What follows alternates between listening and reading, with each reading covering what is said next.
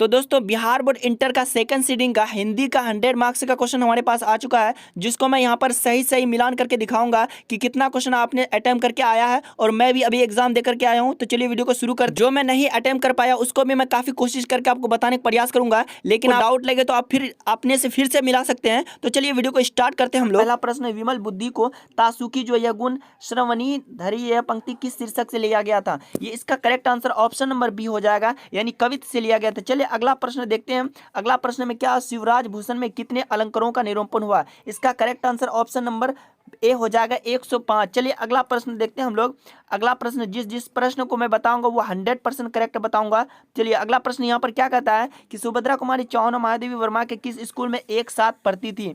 इसका correct answer option number A हो जाएगा, क्राफ्टवेथ गर्ल स्कूल इलाहाबाद में। चलिए अगला प्रश्न देख ले दोस्तों। यहाँ पर क्या कहता है, गुलामी का नशा नामक नाटक के लेखक कौन थे? इसका correct answer option number B यानी ठाकुर लक्ष्मण सिन्हा थे।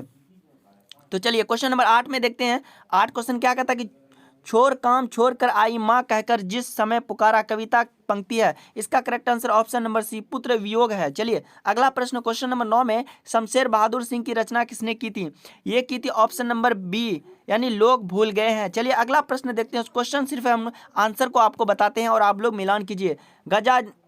गजानन माधव मुक्तिबोध का जन्म कब हुआ था? इसका ऑप्शन नंबर ए हो जाएगा 1916 ईस्वी में हुआ था। चलिए अगला प्रश्न, क्वेश्चन नंबर 11 में 20 किलो चावल कौन विशेषण है? इसका करेक्ट आंसर संख्या वाचक विशेषण है। ऑप्शन नंबर ए इनका करेक्ट हो जाएगा। चलिए अगला प्रश्न देख लेते हैं हम लोग। अगला प्रश्न कुछ इस तरह है कि राम सोता है, यह कौन सा क्रिया है? राम सोता है तो ये काम कर रहा है, तो ये कौन सा क्रिया है? तो इसका जो करेक्ट आंसर होगा वो ऑप्शन नंबर डी हो जाएगा, इनमें से कोई नहीं।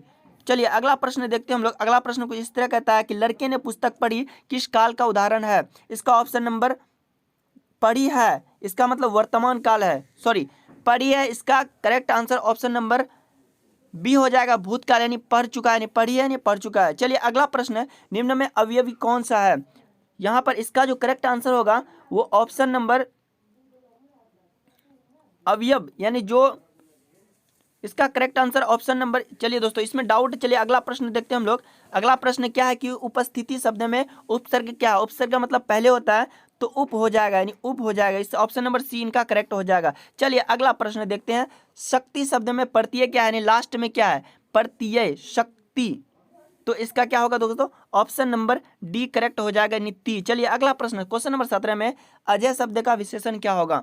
इसका जो करेक्ट आंसर होगा वो ऑप्शन नंबर ए हो जाएगा, अजित। चलिए अगला प्रश्न देखते हैं। क्वेश्चन नंबर 18 में करेक्ट आंसर, दो पदों का योग किसमें होता है? वर्ण में, संधि में, अवयव में। इसका संधि में होता है, दो पद आपस में जुड़ता है संधि में। चलिए अगला प्रश्न देखते हैं। क्वेश्चन नंबर 19 में विद्यासागर शब्द कौन सा समाज है? तत्पुरुष समाज है, चूंकि एक पुरुष का बात होती है तो तत्पुरुष समास है। चलिए अगला प्रश्न दोस्तों, क्वेश्चन नंबर 20, अग्नि का तत्भव रूप कौन सा होता है? अग्नि का तत्भव रूप क्या होता है? अगिन होता है। इसका करेक्ट आंसर हो जाएगा ऑप्शन नंबर सी हो जाएगा। चलिए अगला प्रश्न आपके स्क्रीन पर, जगदीश चंद्र माथुर ने किस विश्वविद्यालय में एमए किया था? इसका correct answer option number D यानी काशी हिंदू विश्वविद्यालय में किया था। चलिए अगला प्रश्न दोस्तों आपके स्क्रीन पर कि ओ मेरे सपने शीर्षक एकांकी किनकी रचना है? इनका correct answer option number C Mohan Rakesh का रचना है। दोस्तों बहुत इंपॉर्टेंट क्वेश्चन पूछा गया था, आसान भी क्वेश्चन है। चलिए अगला प्रश्न देखते हैं हम लोग। जो जो क्वेश्चन करेक्ट है उसी को आपको कराएंगे।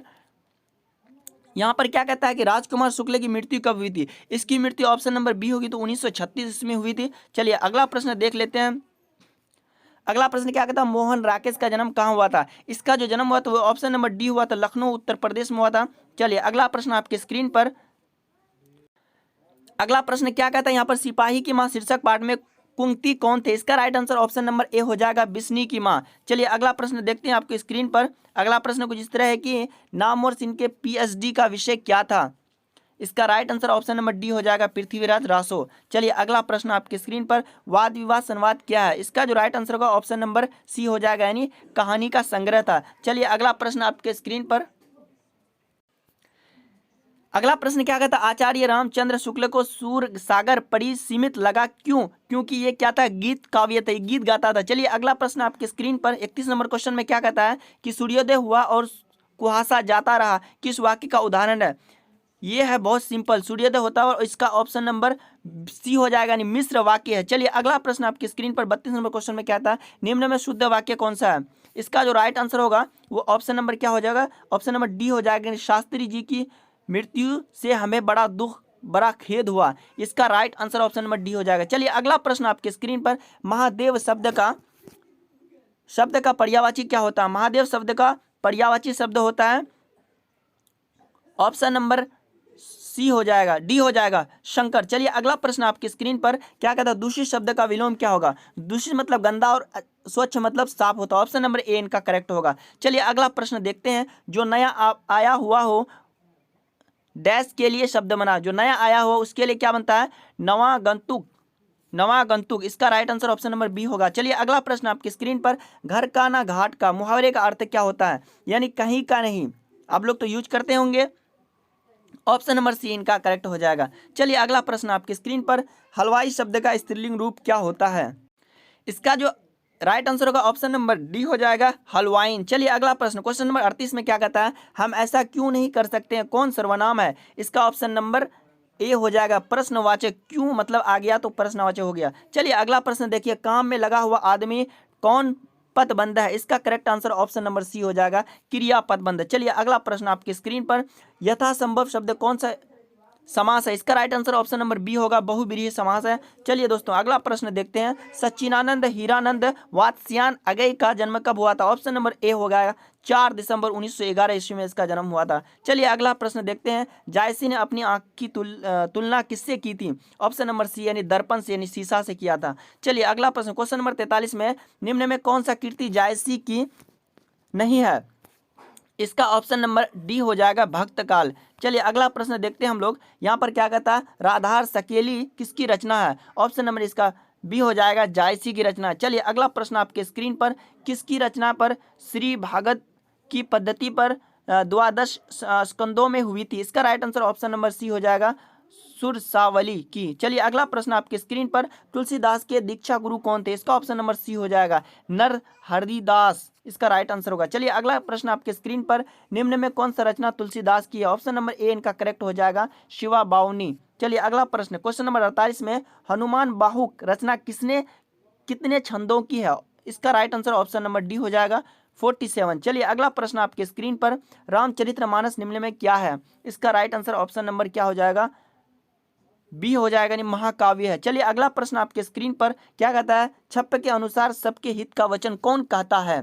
इसका right answer option number B हो जाएगा, जायसी। चलिए अगला प्रश्न आपके स्क्रीन पर क्या कहता है? मिलनसार शब्द में प्रत्यय क्या है? सार यानी प्रत्यय, लास्ट में सार आ गया, ऑप्शन नंबर डी इनका करेक्ट हो जाएगा। चलिए अगला प्रश्न देखते हैं। क्वेश्चन नंबर 52 का जो right answer option number A हो जाएगा, निर्भय शब्द में उपसर्ग क्या होगा? निर हो जाएगा, ऑप्शन नंबर ए इनका करेक्ट हो जाएगा। चलिए अगला प्रश्न देखते हैं। 53 का जो करेक्ट आंसर होगा वो ऑप्शन नंबर डी हो जाएगा, 30 दिन। चलिए अगला प्रश्न देखते हैं हम लोग। 54 नंबर क्वेश्चन का ऑप्शन नंबर सी हो जाएगा, अपादान कारक। चलिए अगला प्रश्न देखते हैं हम लोग। अगला प्रश्न, सोना धातु शब्द में कौन सा लिंग है? पुल्लिंग है। चलिए अगला प्रश्न देखते हैं हम लोग। चलिए अगला प्रश्न देखते हैं। क्वेश्चन नंबर 56 का right answer option number A हो जाएगा, तोता शब्द का एक क्या है? एक जातिवाद है। तोता मतलब नाम से ही पता चलता है। चलिए अगला प्रश्न देख लिए। यहाँ पर क्या, सत्याग्रह शब्द का संधि विच्छेद, सत्य जोर आग्रह, सत्य जोर आग्रह। देखिए ऑप्शन नंबर बी इनका करेक्ट होगा। चलिए अगला प्रश्न, ये व्याकरण का क्वेश्चन था। घ का उच्चारण स्थान क्या? घ का उच्चारण कंठ से होता है, ऑप्शन नंबर सी इनका करेक्ट होगा। चलिए अगला क्वेश्चन क्या कहता है? महोत्सव शब्द का संधि विच्छेद क्या है?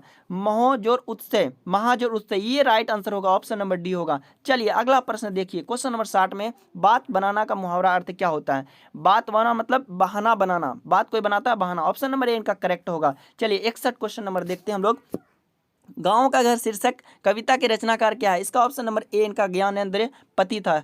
चलिए अगला प्रश्न आपके स्क्रीन पर क्या कहता है? 1995 में परिवेश सम्मान का किसे प्राप्त हुआ था? इसका correct answer option number A हो जाएगा, बालकृष्ण भट्ट को। चलिए अगला प्रश्न, क्वेश्चन नंबर 63 में, जूठन शीर्षक पाठ में किसने झाड़ू छीनकर दूर फेंक दिया था? इसका correct answer option number D, लेखक की माँ। चलिए दोस्तों अपना बिल्कुल अपने से मिलाइए और अपना सही से जवाब लगाइए। चलिए यहाँ पर 1870 और 90 के बीच गाई डी मोपासा की कविता कितनी पुस्तक से प्रकाशित हुई थी? ऑप्शन नंबर इसका ए हो जाएगा, सॉरी बी हो जाएगा एक पुस्तक। चलिए अगला प्रश्न देखिए, रस्सी का टुकड़ा शीर्षक पाठ के अनुसार काले चमड़े की बटुआ में क्या है? इसका right answer option number C हो जाएगा 600 फ्रैक और कागजात। चलिए अगला प्रश्न देख लीजिए, यहाँ पर क्या कहता है, कारमेल पहले कितने बच्चों को खो चुकी है? इसका right answer option number D होगा 6 बच्चों को। चलिए अगला प्रश्न देखिए, यहाँ पर जौ का उच्चारण स्थान ऑप्शन नंबर बी यानी तालु से होता है। चलिए अगला प्रश्न क्वेश्चन नंबर 68 में देखिए कि कवर्ग, चवर्ग, टवर्ग, तवर्ग, पवर्ग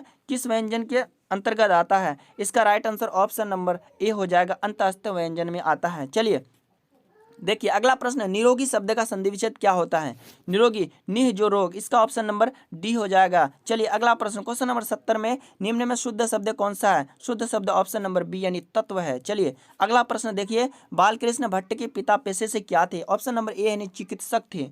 चलिए अगला प्रश्न देखते हैं हम लोग, उनमें से शीर्षक कहानी के लेखक कौन है? ऑप्शन नंबर सी हो चुका, इसका हो जाएगा चंद्रधर शर्मा गुरेली। चलिए दोस्तों अगला प्रश्न देख लीजिए आप, यहाँ पर उनमें उसने कहा था कि कहानी में लहना सिंह का कहाँ रहने वाला था? इसका right answer option number Munger हो जाएगा, ऑप्शन नंबर बी हो जाएगा। चलिए 74 क्वेश्चन नंबर, लोकनायक के रूप में कौन जाना जाता है? Option number C Jayaprakash Narayan. ये कई बार पूछा है। चलिए दोस्तों अगला प्रश्न, 1974 में जयप्रकाश नारायण ने किस आंदोलन के नेतृत्व किया था? इसका right answer option number D छात्र आंदोलन में किया था। चलिए अगला प्रश्न क्या कहता है, दल विहीन लोकतंत्र किस विचार का मुख्य राजनीतिक सिद्धांत है? इसका जो राइट आंसर है ऑप्शन नंबर इसका बी हो जाएगा क्रांतिकारी विचार का।